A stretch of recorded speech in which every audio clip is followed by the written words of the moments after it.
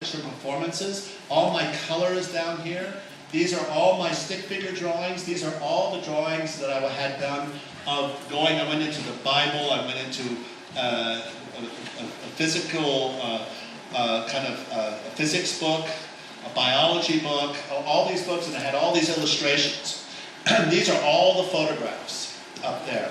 And then above the photographs you have notes and notebooks and so forth. And then on the very top you see my deodorant, my pimple cream, my bills. That's my real world at the very top. And so this is kind of like I had this object. This is a little foam figure, like a little Brancusi, where I just took a foam and I had two strings around it. So next, this is a head and body. There's another head and body. This is the same head and body that's in the show. I've had this head and body for a long time.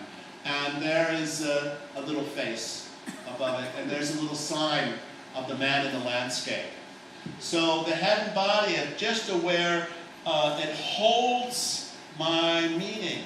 Like there's a sleeping child, which is a piece of wood on a pillow, which is upstairs.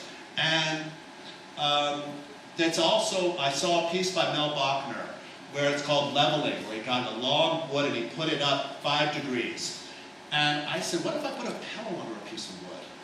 And I call it a sleeping child. So it takes all of that out of there. It just takes everything out of this, it becomes figurative. It changes it. And we associate with the wood. We become the wood.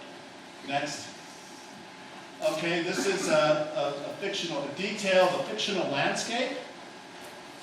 And this is a drawing that's made from the house on the left to the house on the right. So I got into the picture and I was in there. I was trying to articulate a feeling that I had going into the picture. And I called it fictional reality.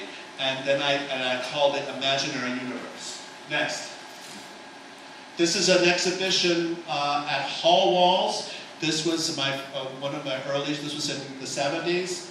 And it had my photographic area and then my drawings. So it goes from, there's the cadaver, the full cadaver, there's the dead man and the doll, photographs of furniture and houses and normal stuff.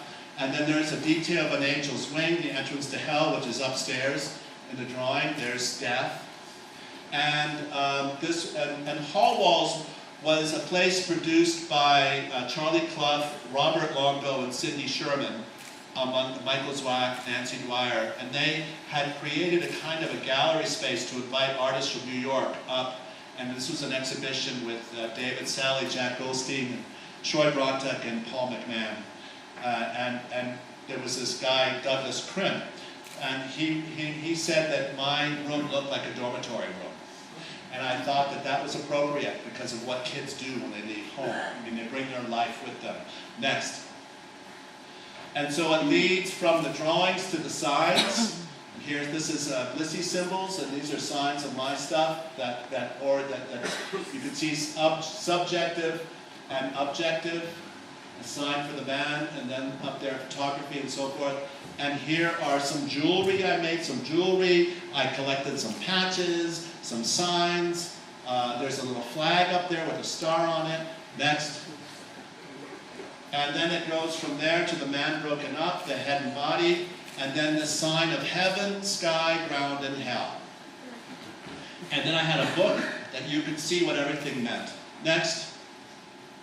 And that's the sign, and that's this heaven, sky, ground, and hell. Next. This is 2 hands wrapping gauze, plaster gauze, until they froze. This is me bringing sunlight into a room at CalArts and burning a leaf. There's photographs of it upstairs, but there was no room. There's no windows in the studio. No windows at all. So I brought the sun into this kind of cavernous dark space, and there was the sunlight.